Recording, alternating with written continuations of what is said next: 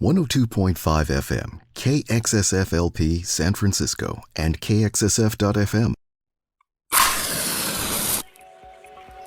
You're tuned into Spark, informing minds, inspiring ideas, igniting innovation. Let the conversation sink into your soul. This is Kelly Marlowe, host of Spark. Today I'm talking with Craig Jarrow, an expert on factors that contribute to successful time management to enable you to achieve more in less time. He has taught time management to organizations including the U.S. Navy. Thank you for joining me today, Craig. I appreciate you having me on. Thank you very much. So with the start of the new year, people are making personal resolution to become more effective with their time and accomplishing more.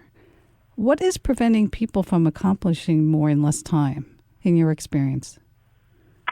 I think what usually prevents people, it's interesting you say at the beginning of the new year, because that's the time that we all kind of look to restart, right, and re-engage with our goals and things like that.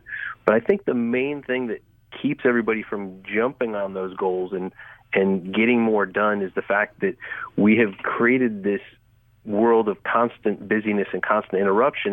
It's very hard to add more to that plate. So often, you're so busy with all the activities or all the things you have going on at work or in school or whatever, and it's hard to add more to that plate. So it does take a dramatic change, I think, for most people to be able to fit new goals into their daily lifestyle. Does that make sense? Yes. So what you're saying is that they usually have to consider taking other priorities off their plate in order to accomplish or prioritize what they want to accomplish or achieve this year. Yes, that's a great way to put it, because again, whatever your goal is, maybe it's to write a book or maybe it's to work out more, some of the common goals that you hear from people, it's about how are you going to work that into your lifestyle. And you'll hear me use that word lifestyle a lot because, again, it's not just about saying you're going to do something, it's about making it part of your daily routine and things like that. So take one of those, for example, if you're going to say you're going to write a book, what are you going to do to make that time part of your daily routine? And as you point out, many times that means taking something else off the plate. So one thing that's a good exercise for people that are trying to put a new goal out there in front of them is to ask yourself, where are you going to get that time in your day? And do you need to remove something else from your schedule to make that happen? But it isn't just about getting things done, right? It's how exactly and what exactly you want to get done. So it's more than just the busy work. It's like you have to be pretty strategic. Yes. I'll jump in and say what I think that, the common trap that you can fall into is thinking that being busier means you're going to be more productive. And again, as you mentioned, we only have so much time in the day. So being busier doesn't necessarily mean you're going to reach your goals. It doesn't mean you're going to get more done.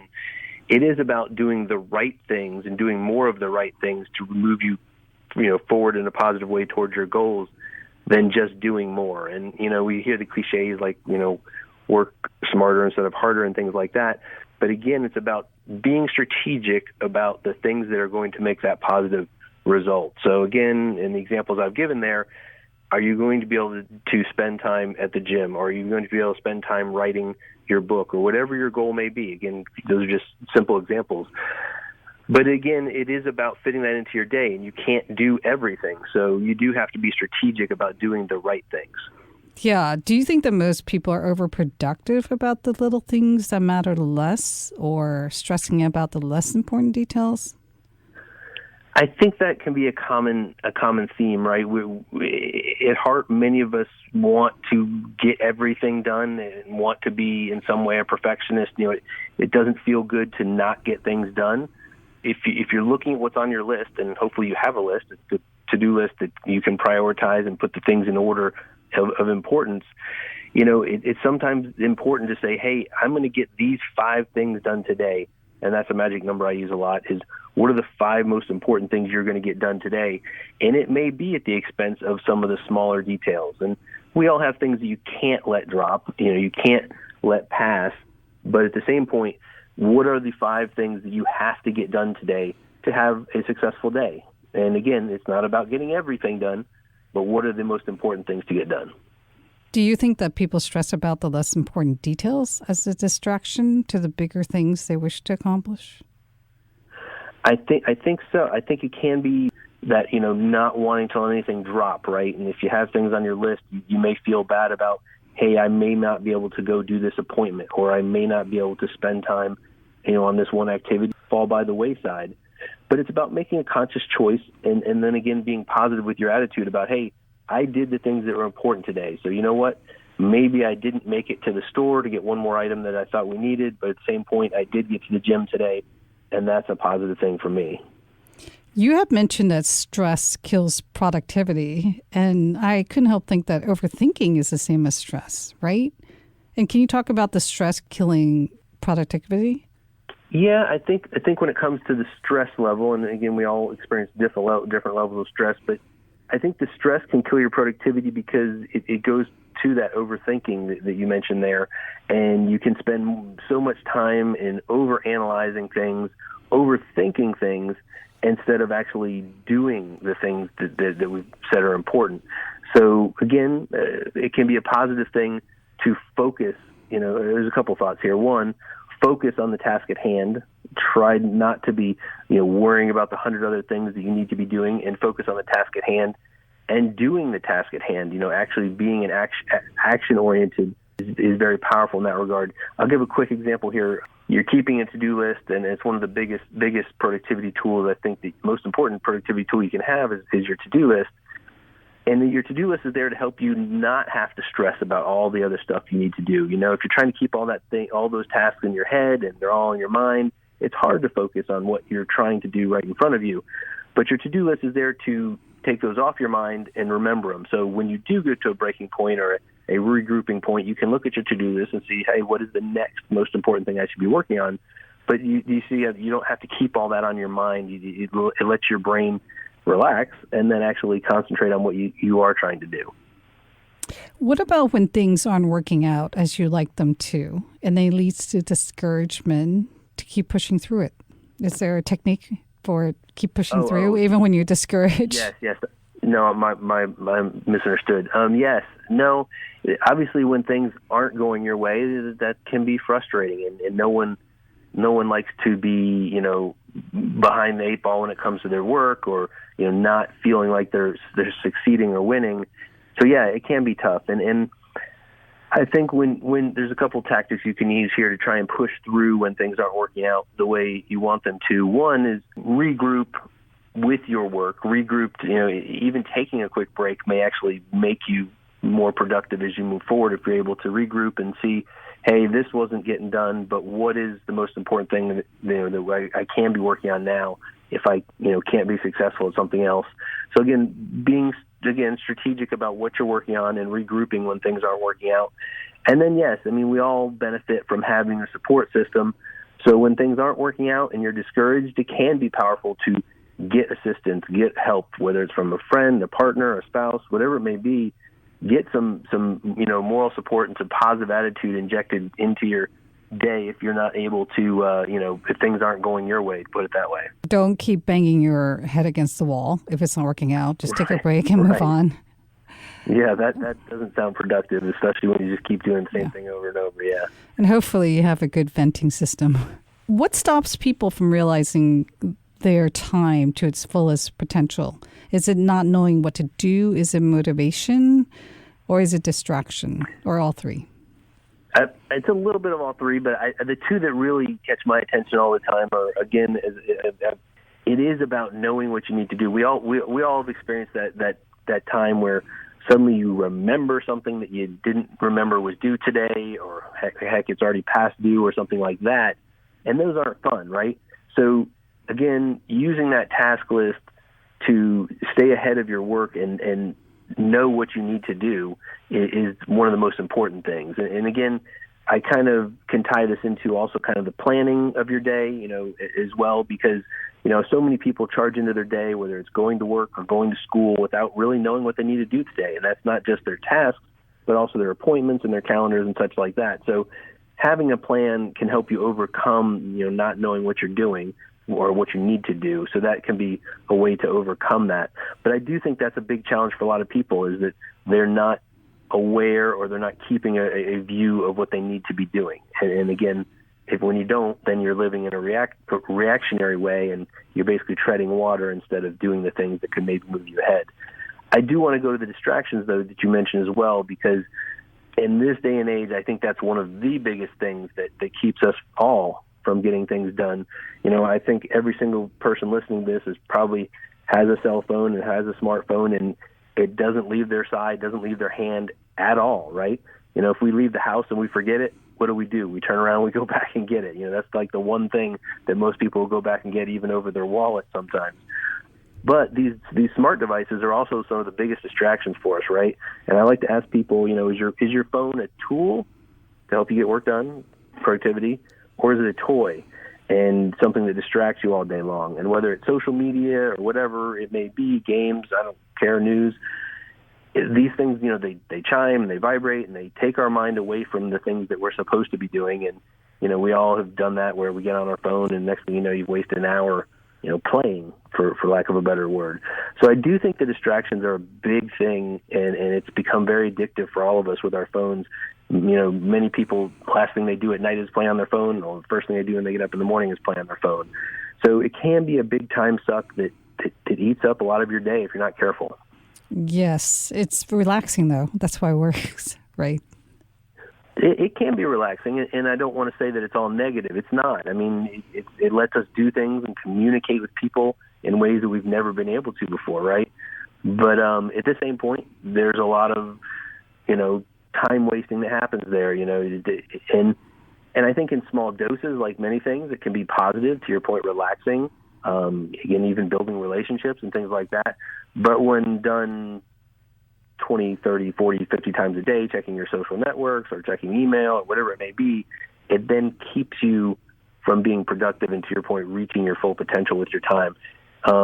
There's some great stats out there. I don't have them off the top of my head about how many times people turn on and check their phone a day, how many times a day people, check their social network or even their email. And an email is one where people think, oh, I'm checking my email, I'm doing work, right? No, you're checking email and being distracted from what you're could or should be doing. And so I definitely recommend you limit that, even your email and such, whether it's for work or whatever.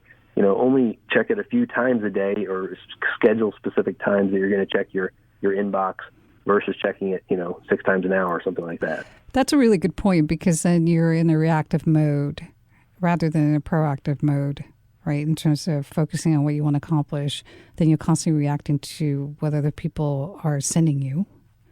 Yes. A good friend of mine who also writes online, I think he said it best once, where he said, your inbox is a list of everyone else's priorities, right? And if you're living in your inbox, I would say that you're constantly reacting to other people's inquiries. And again, I'm not telling you to ignore other people. I'm not telling you to not correspond, but it's again about doing it at the right times and in the right doses so that you're not constantly getting interrupted.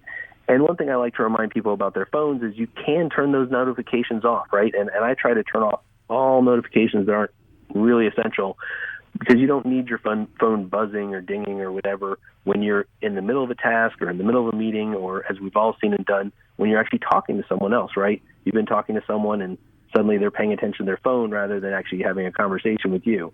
So not only is it rude, but it's not productive to move the conversation forward. So we've all experienced that. What about motivation? How do you address motivation and realizing your time to its fullest potential? I think with motivation, when it comes to maximizing your time, one of the things I like to be able to do is have what I call a successful day or a positive day, in terms of, heard, 1 step forward, 2 steps back. How do you have a day that's 2 steps forward and only 1 step back? I think motivation can be about, before you start your day, having that planning time to say, hey, these are the things that are on my list, on my plate. I'm going to do these 5 or these 10 or whatever it is. These things have got to get done today. And it's not all about score, and it's not all about, points and things like that, but it can be motivational. It can be very motivational to be able to look at your list and see how many things you've accomplished today, or being able to review your list at the end of the day and say, hey, I was successful today, or I feel good about today because I got these important things done today. That's why I think paper lists are still a thing. A lot of people still like day planners, even with our phones and everything. You'll see people with a day planner or a paper list that they like to make because it just feels good, right? When you cross something off physically on that list, it feels really good. So being able to motivate yourself by feeling that progress and measuring that is a powerful thing. So I think that's important that, you don't have to keep score like I'm saying, but being able to say, hey, I accomplished these things today, and this is what I set out to do. So I think that can be very motivating. What about rewards? Because after a while, you could get tired of getting through lists, right? Yes. Yes, and I don't mean to make it sound sterile or unadventurous by saying, hey, I'm going to work off this list. But again, the list can be powerful. Again, so you're not sitting there thinking about everything you need to do. But yes, you can make it fun. You can make it rewarding. And yes, rewards are good in many ways, whether it's rewards on the way to your goals or even just rewarding yourself with something special because you had a positive day or accomplished what you needed to do this week or something like that. But I assume that it's important to group on your list by priority what's going to make the most impact for your day or for your life. Yes. And yes. then, and then group them into the most important to the least important. Yes, and I'm a big fan of what you're describing there, which is prioritizing or ordering your list in terms of, what's the most important. Because inevitably, if you don't, you've got this big list, you're going to look at it and you're going to say, oh, this is an easy one, I'm going to do this, and this one looks fun. And you may have done 20 things, but if they were the lowest important things on your list, it really didn't accomplish much. And it's interesting because we have these powerful devices in our phones and our tablets and, whatever else. And a lot of to-do lists aren't real big on, you can reorder and do things like that, but a lot of them are not real big on prioritizing your list. And I think that's an important feature that some of those to-do apps miss, is the ability to reorder or group your to-dos by importance or things like that. I use an app on my iPhone and Mac and tablets and such called Things, and it's real big on being able to group and reorder by a priority, and I can even see the things that I'm saying have to be done today. So I do think it's important, but again, make sure you're ordering that list by what's most important. We're going to take a quick break and thank our underwriters. Be back on Achieving More in Less Time with Craig Jarrow. Support for KXSF is provided by Rainbow Grocery, a worker-owned cooperative that has been serving San Francisco vegetarian food and providing a model for sustainable living since 1975. Rainbow is located at 1745 Folsom Street. Visit them online at rainbow.coop. KXSF would like to thank Rainbow Grocery for its continued support. This is KXSF 102.5 FM, streaming worldwide at www.kxsf.fm. And you're tuned in to Spark with Kelly Marlowe, informing minds, inspiring ideas, igniting innovation. Let the conversation sink into your soul. I was talking with Craig Jarrow before the break about achieving more in less time. You have written, be extraordinary. Don't be like anyone else. Do what 99% of people will never do. Can you explain this? Oh, yes. I think in that regard, I was talking about, being willing to do what other people are not willing to do. And that doesn't have to be something that sounds like a big burden. But again, most people, here, I'll give you two quick examples on that. Most people aren't going, not most, but a lot of people are not going to plan their day before they start their day, as we were discussing. So if you will take 5-10 minutes before you leave the house in the morning to look at your calendar, to review your task list before you start the day and have a plan, you will be ahead of the game or getting a head start on everyone else. Another example in that same regard is what I like to call not just planning for your day, but preparing for your day. And that's doing the advanced work or the homework that needs to be done before you get to some of those appointments you may have. We've all walked into a meeting and everyone walks in and sits down and everybody kind of looks at each other and they're like, okay, what are we talking about? Because no one actually reviewed the agenda in advance or reviewed the materials in advance, and we're getting into meetings and such. But again, why many of those appointments are not productive is because people aren't doing the advanced work. So you can be ahead of everybody else or get a head start by doing that advanced work, doing that homework, doing that preparation in advance. I'll give you a couple other examples of some tips and tactics that will get you ahead because other people aren't doing it. Simple things like even just getting into we'll talk about the office for a moment. Even just getting into your job a few minutes early each day will give you a head start on everyone else. Not only does it hopefully avoid a little bit of that commute in the morning, but as well, you're going to have just a few minutes to get started and get going on task before other people are in the office. And the one last tip I would say around being extraordinary, is we talked about prioritizing our task list earlier.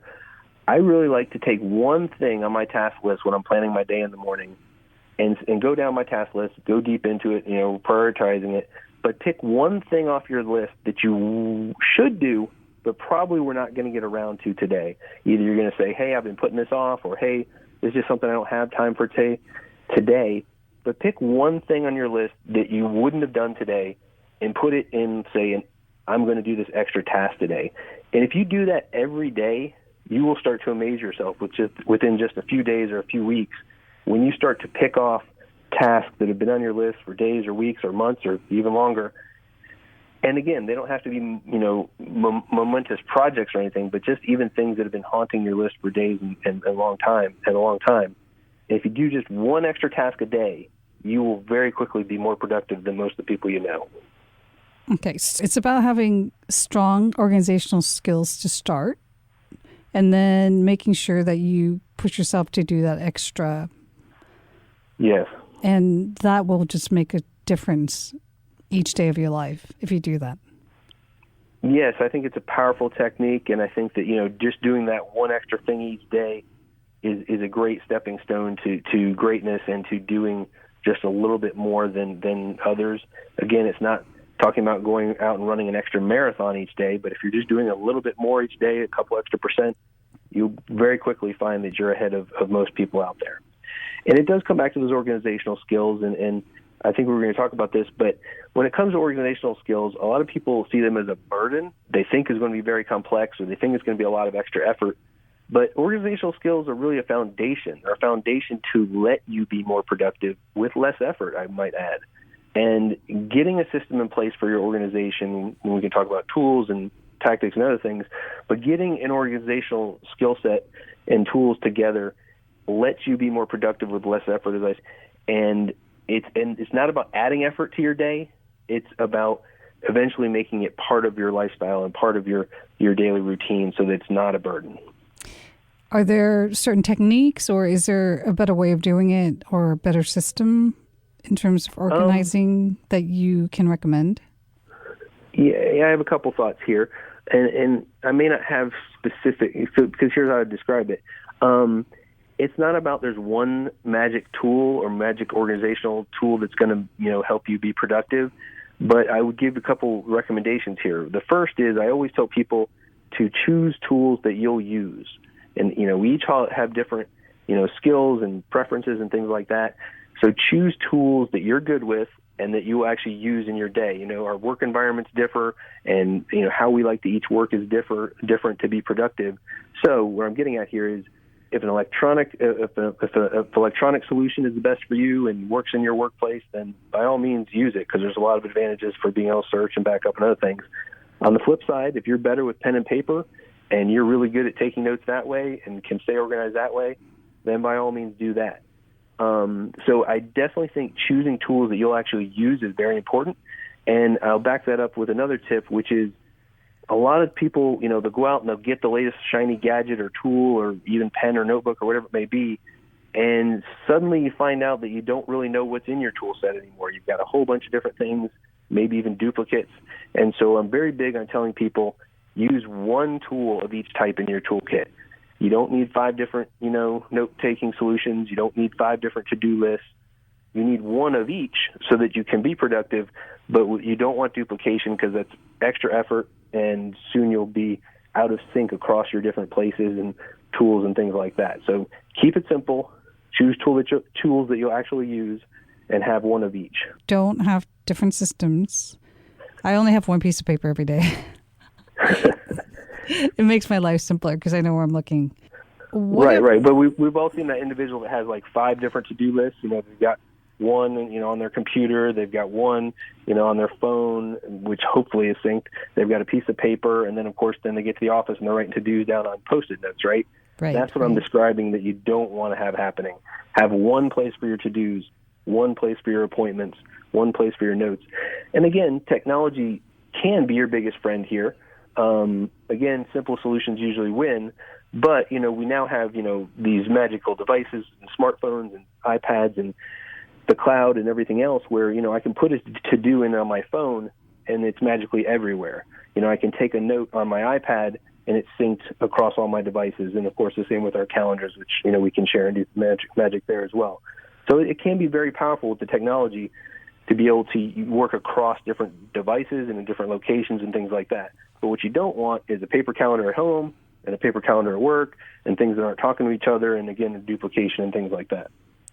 But setting daily lists is different than goal setting, right? Because you have to set goals from a bigger picture perspective and then figure out how everything's going to tie to them. So it's really also about setting goals, personal goals that you have for yourself. Yes, I would agree with you there. I think that, yes, it can be. I've been talking a lot about to-do lists in this conversation, but it can be dangerous, again, to confuse busyness with progress. And to-do lists, for me, and what I advise is, they're about helping you get done today's tasks and helping you remember the task for the future. But you're absolutely right, and you're making an important distinction here that your goals are not your to-do list. Your to-do list is really the steps you want to take today and the steps you want to plan for the future. But you're absolutely right. Your goal setting needs to be a bigger picture. A lot of people will separate it and have, a notebook about their goals or a goal journal or something like that. But again, goals are more projects, right? When you talk about the business world, they're more projects and they're long term. They're not going to be done today or tomorrow. It may be 6 months, a year, could be many years, depending on the goal. And so, yes, I think you're right. You need to separate your goals from your to-do list. And while some of your steps will flow onto your to-do list, you need a way to envision your goals that's separate from that and where you can track those at a higher level. Again, let's say it's a physical fitness journey. That could be a year or more, where you're planning things and tracking progress and things like that. Yes, I think your goals need to be separate, and something else to track those higher level goals is important. And I would imagine that you have to then tie your daily to-do list to these goals, right? Map back and make sure that you're doing something every day that will get you to accomplishing your goals. Yes, and I think what you're describing is spot on there because, yes, your goals will flow into your to-do list. And when you do that daily planning, hopefully in the morning, so you could do it the night before, something like that. But when you do that planning, you're reviewing your goals and saying, what am I going to do today to move that one step forward? And I do think that's a positive, motivational mindset to have about that. Again, we're all going to have positive days. We're all going to have days where maybe we take a step backwards. But if you're looking at it from a daily view and a weekly view and so on, and saying, what am I going to do today to move that forward? What am I going to do today to move this goal forward? And every single one of your goals may not be worked on every day, but when you're taking it down to that daily level, it really starts to build those habits, right? It becomes part of your lifestyle to be working on those goals. If you're a writer, are you writing every day, even if it's for 20 or 30 minutes? If you're working on your physical fitness, are you doing something positive in that realm every single day to move it a step forward each day? So, yes, I think that your goals flow into your daily activities. What would you recommend for procrastination? If you're not excited or the goal seems far away, then you're less likely to be effective about getting it completed. What happens when you're just not feeling it because maybe it's not going the way you imagined it or you're just having a bad day? How do you push forward from that sense of procrastination? Yeah, we all like to procrastinate, and sometimes we have a mood where we don't want to work on something either because it seems unpleasant or it seems like you're just not in the mood to work on it. And in those days, it can be tough to push those forward. My advice there is taking it down to that smallest level. What can you do at a small level to move it forward? Break those big goals down into daily bite-sized pieces. Again, a lot of these goals are going to be elephants, but you can eat them one bite at a time. So, in the case of writing, it may be writing one page today and seeing where that goes. doing one thing. So one of the ways to beat procrastination or to chip away at it is kind of that eating the elephant mentality, and that's a cliche there, but taking it down to that bite-sized level so you can do one thing or one little bit. Here, I'll give you a different example.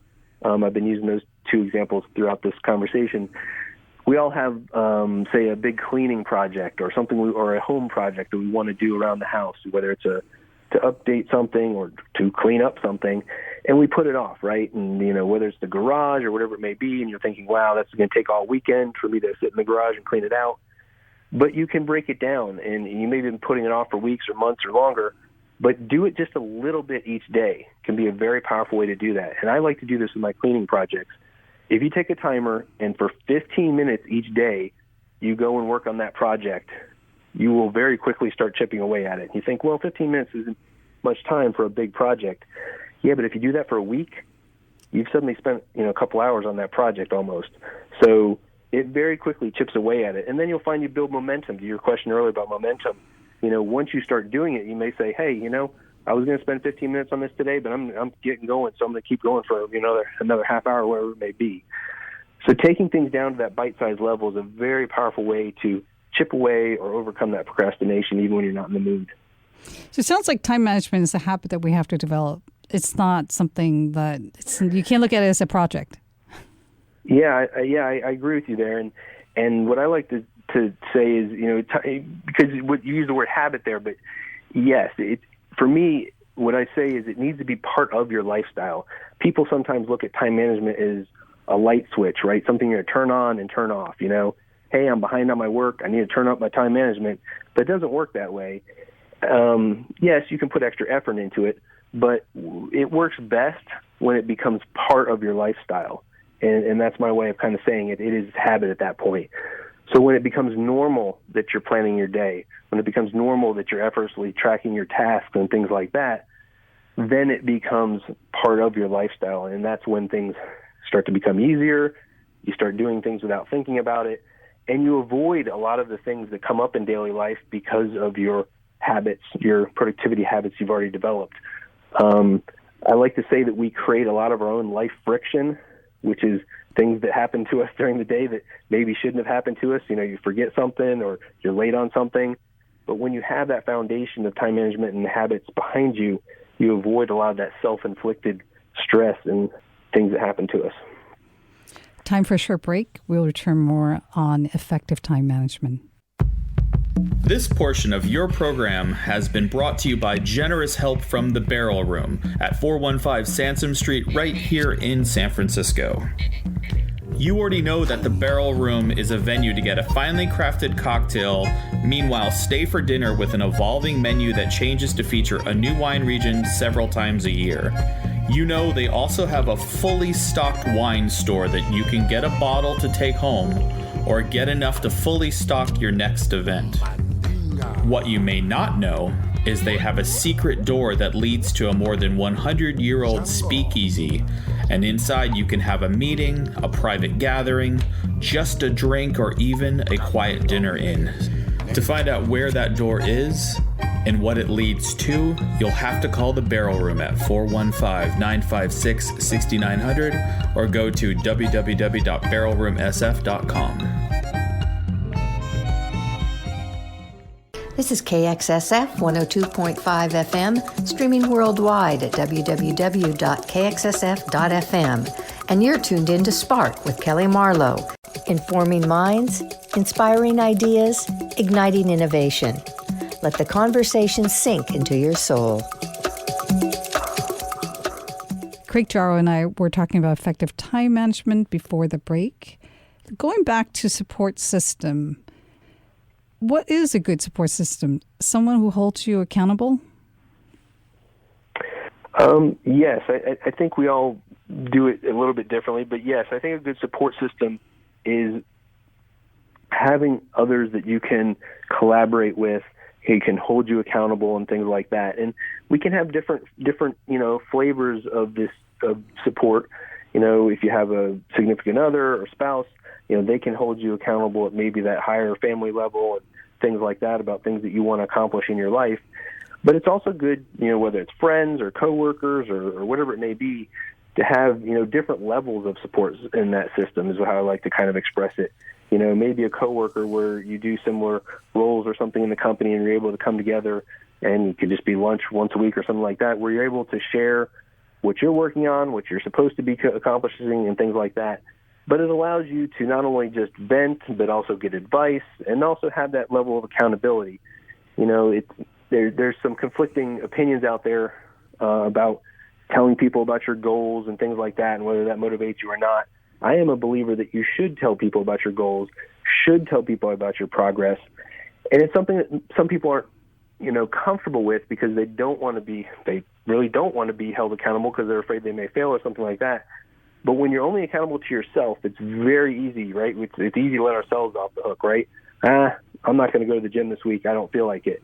But when you're meeting with someone else, whether it's a friend, spouse, whatever, and you're talking about your goals and telling about your progress each week, there is that level of accountability and even some pressure there to deliver those results. And so it needs to be a positive relationship. I'm not saying that you should, be in a very negative accountability loop or anything like that.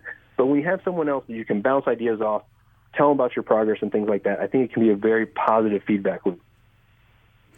That's interesting. What you're saying is if you make an announcement about what you want to accomplish, you're more likely to accomplish it.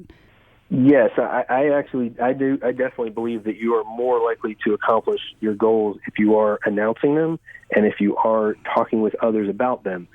There's some debate on this. You'll see some of the people out there who say that you shouldn't tell people about your goals. It gives you a false sense of accomplishment and things like that. I disagree. There's a couple of points here. One, if you're not able to tell people about your goals, I think that you probably haven't defined them well enough for yourself, even if you're not able to express them. You don't have to go advertise them on a billboard or even on a public social media site or something like that. But you should be able to define your goals to the point where you could tell a close friend or a loved one about them and what you hope to accomplish and by when and things like that. And I do think that in a positive relationship there, it can be a very motivational thing to be able to come back and tell that close friend, hey, here's what I'm trying to accomplish. And you know what? This is what I did accomplish in this week or in this month, and I'm still trying to move forward. And in the good times, they can be a cheerleader. In the bad times, they can be a motivator to help you stay on track. Find someone who can be that support system that you can make the announcement to and who will hold you to it and support you even when it doesn't work out. Yes, absolutely. What are the key sabotages to achieving more or time management? Like, for example, for me, it's when someone's talking to me longer than I'm planning to talk to them, focus on being polite. Yes.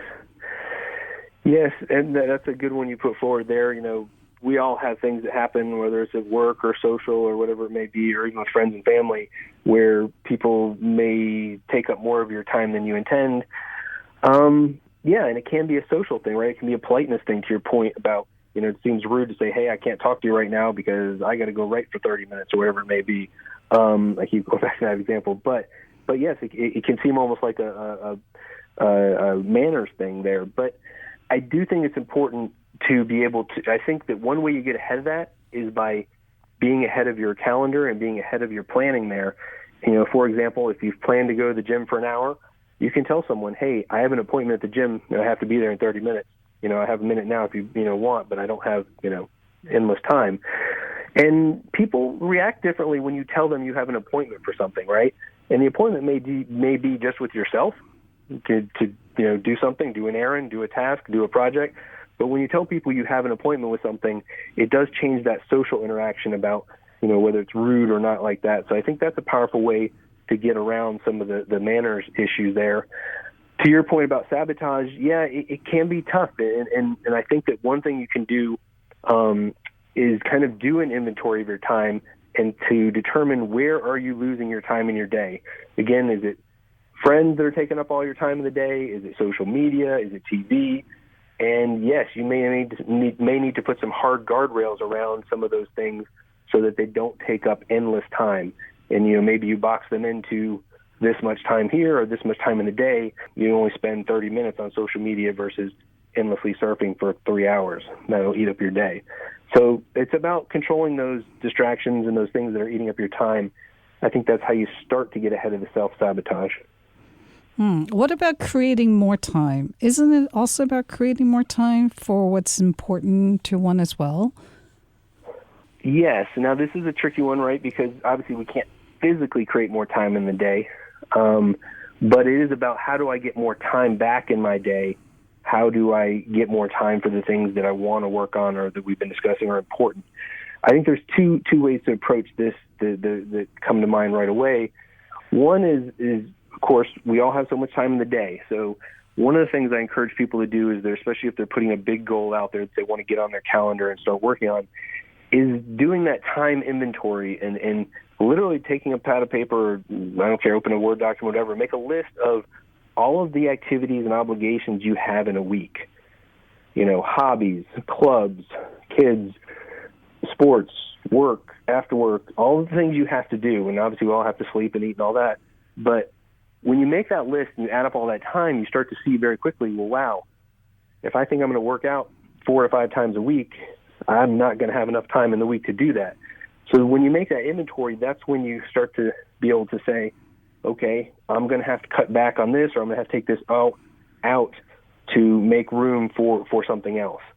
So that's how you get more time back, is by eliminating things. And I think the other strategy for how you get more time back in your day or in your life is being strategic about, you know, how you're being productive. And being strategic with your time saves time. And what I like to tell people is, you know, time management isn't supposed to take up time. It just goes back to the whole habit thing and kind of philosophy here. But time management shouldn't take time in your day and in your life. It should make time in your day and in your life. In other words, your time management should be making you more productive, more efficient, so that you get time back. I'll give you a quick example on that. We've all done the thing where you run to the grocery store, or you run to the store, whatever it may be, only to get home and realize that, oops, I forgot 3 things, now I got to run out again. So now instead of, you know, spending a half an hour out, you've now spent an hour and a half running errands. So that's time that you could have recouped had you been organized, had you written down your to-do list or your list of what you need to do on your errands and things like that. Simple example, but again, just an example of being efficient with your time and how your time management can give you back time in your day. But it's also about the quality, right, or the desire, the activity, like ranking them, rather than be completely based on productivity, where you could be just doing trying to get through a lot of things. True. That kind of comes back to, when you say quality, I think that comes back to, again, the priority, right? You know, I could do 50 things today, but are they going to be, you know, and I may feel productive because I got a lot of things done, but were the things that produced quality results or produced what I wanted to produce? So I think you're onto something there. And again, that's again where it comes back to, you know, when you go through that to-do list and you're prioritizing your day, again, ask yourself, what are the 5 most important things I need to get done today that will have the most impact on myself and on my life, as opposed to everything else? Because again, getting the 5 most important things done is going to be much more impactful than doing 25, you know, low priority tasks that have just been hanging on your list because they're just there. So you are right about the quality of the task that you're working on. And you bring up another angle there, that makes me think of another angle there, in terms of when it does come to doing those important tasks, they don't usually happen in 5 minutes or something like that. Quality work usually requires time and requires uninterrupted time. You know, we've been talking about interruptions and such. So when it comes to those important things, you do need to block out time on your calendar so that you have some quality time to work on those important tasks. Again, they're not going to happen in the cracks in between meetings or in between appointments and stuff. You need to block out some serious blocks of time so that you can do your best work and do your quality work on what's most important. Does that make sense? Yeah, that makes a lot of sense. You have mentioned that getting up half an hour earlier makes a difference. Why can't you just go to bed later? Same thing, right? Yes. I'm a big proponent of the early bird and getting up early, and that's kind of been my routine for many years. I do know some friends who are night owls and try to do it on the opposite end, but let me give you my thoughts on getting up early. Getting up early is really a magical time, and in those early morning hours, I don't care if you're single or have kids or family or whatever, but those early morning hours are magical in terms of you get a chance to do some things while the world is really still asleep or just waking up or whatever it may be. And, I say half an hour, but I think that most people who do this will suddenly find themselves going, I could get up an hour early and I'd be even more powerful. But again, you can get things done in the early morning hours that really just have a positive momentum on your entire day. Maybe you get up half an hour early and you do a little bit of cardio, and there's your workout in the morning before you even start your day. Or maybe you get up 30 minutes early, and that's your time in the morning to do your planning and your preparing and other things. And again, when you head out the door, you feel that much more motivated and positive in knowing what you're doing.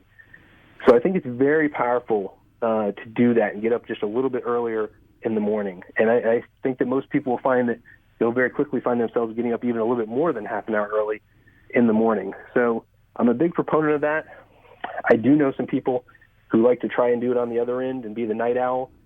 I find at the end of the day, it's better to do your relaxing activities, and you don't want to stay up all night wasting time or playing on social media or watching TV for 6 hours. But at the end of the day, you're tired, you're worn out, and you're at the point where maybe it's a good time for reflection, but it's usually not a great time for doing creative work or the hard work, at the very end of the day when you're out of energy and ready to rest and go to sleep. What you're saying is set the tone for the day, start off positive and organized and clear-headed, and then you'll have a great day versus going to bed tired because you're trying to get a lot done. Right. Yes, and I'll give you a quick flavor on that. We've all had the day where you get up and you're rushing to get to work, and maybe traffic's bad, and you're running late, so it's stressful already. You get to work, and suddenly you realize you forgot 3 things, or you have things that you need to get off into the email or whatever first thing in the day, and so it's very stressful.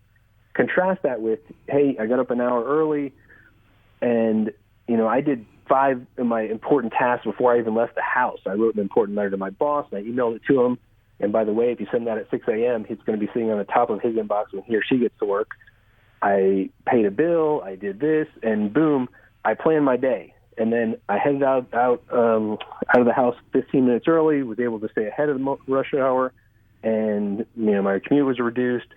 And I get to work, and I've already completed 3 or 4 major tasks. So yeah, to your point, it builds a lot of positive momentum in your day before you're even starting. Okay, so to wrap up, the top 3 daily habits that will make the biggest difference in achieving more each day. If I give you 3 daily habits, I think number 1 is have a foundation, have the tools that will to help you be more productive with less effort. So that means having the right tools, to-do list, calendar, notes, etc.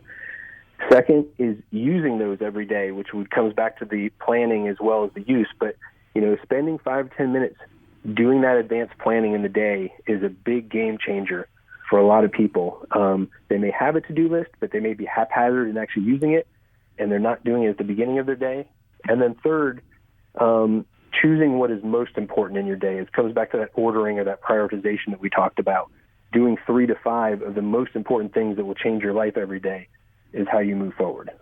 Thank you for joining me today on Spark. Thank you. I very much enjoyed it.